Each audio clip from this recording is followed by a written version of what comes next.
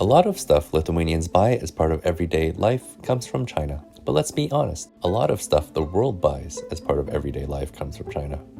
In 2020, China ranked 6th in the list of countries importing goods into Lithuania at $1.5 billion or about 5%. This has probably shifted in some ways, given a reduction in Russian imports, but also because of rising tensions between our little Baltic nation and the world's other superpower.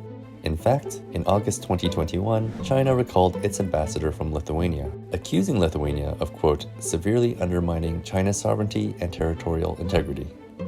China downgraded its diplomatic ties with Lithuania on Sunday. Lithuania's prime minister responded shortly after. Our government's program says Lithuania wants a more intense economic, cultural, and scientific relationship with Taiwan. The office's establishment should not have come as a surprise to anyone. Months later, Chinese ports began blocking Lithuanian goods from entering the country. Beer, beef, dairy, and rum. These products have been caught up in a diplomatic showdown between Lithuania and China.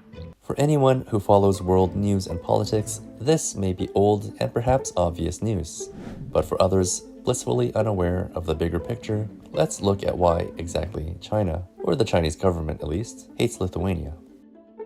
Well, if we were to sum up the tension between China and Lithuania in a word, then, well, that one word would be Taiwan.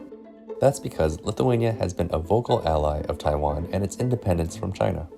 In case you didn't already know, China considers Taiwan to be a part of its territory, a breakaway province that will eventually be reunited with the rest of China. Taiwan, on the other hand, sees itself as an independent nation. Indeed, it has its own government, its own passports, and its own currency. The majority of countries around the world officially go along with this quote-unquote one China policy, mostly because China has so much influence around the world since it's such an important partner for manufacturing and trade. This massive economic influence keeps countries in line with whatever China wants to do or say, or at least it discourages others from speaking up. That's mostly the case, even for the small European country of Lithuania. But sifting through dozens of stories and articles over the past year or two, there have been a few key moves that can be seen as key reasons for China disliking Lithuania. Earlier in 2021, the Lithuanian government adopted a resolution condemning quote-unquote crimes against humanity and the Uyghur genocide in China. The resolution also urged Beijing to, quote, immediately end the illegal practice of organ harvesting from prisoners of conscience, release all prisoners of conscience in China, including members of the Falun Gong spiritual movement and the Uyghur genocide, and close re-education camps, and release all detainees and prisoners in detention and forced labor camps. That same month, Lithuania moved to ban Huawei 5G equipment from being used in the country, citing national security concerns. Lithuania's Defense Ministry has told its citizens that they should throw away their Chinese phones. Xiaomi's flagship Mi-10T 5G phone was found to have software that could detect and censor terms including Free Tibet, Long Live Taiwan Independence, or Democracy Movement, a report said. While these moves accuse China of some fairly nasty things, Lithuania really hit China's sore spot over the summer of 2021 when it decided to allow Taipei to open a representative office under the name Taiwan. LRT points out that elsewhere in the world, Taiwan's representative offices operate under the name of Taipei. China was furious with Lithuania for allowing Taiwan to host a de facto embassy, which essentially recognized it as a country separate from China. The first move was to pull its ambassador from Lithuania, but that was only the beginning. Months later, China stopped importing food products from Lithuania. The country also halted freight trains to Lithuania, stopped issuing food export permits, cut credit limits, and raised prices for Lithuanian companies. At one point in time, it also removed Lithuania from its customs systems. China didn't just go after Lithuania directly. In fact, it went after countries doing business with Lithuania, going so far as to pressure international companies to drop Lithuanian suppliers or else face exclusion from the Chinese market. Some affected German companies begged Lithuanian leaders to de-escalate the dispute or risk a reduction of business in the country. Taiwan has made a few moves to compensate Lithuania for China's reaction. This included an investment in Lithuania worth $200 million, and another move saw Taiwan buy up 20,400 bottles of Lithuanian rum rejected by China.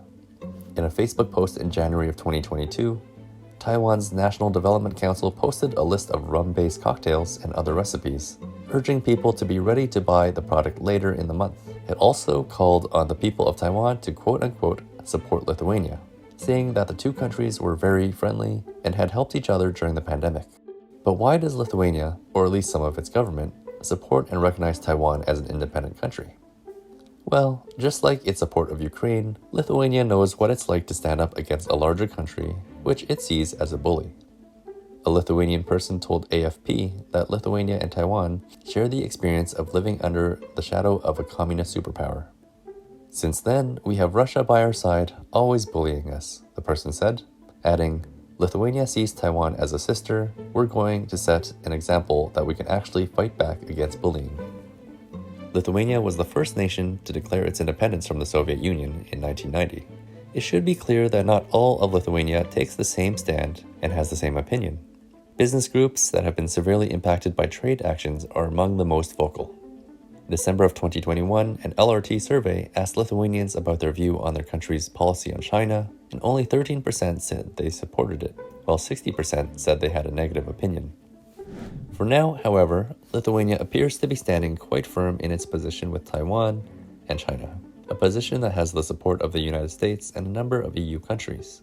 There is so much more that could be explained and analyzed on this topic, but there's your brief overview on why China, or at least the Chinese government, hates Lithuania. But where do you stand on this issue? Should Lithuania continue to build relations with Taiwan and hold firm on its recognition of independence? Or should it follow other countries with a policy of strategic ambiguity? Share your opinion by leaving a comment. Thanks so much for watching, and we'll see you next time.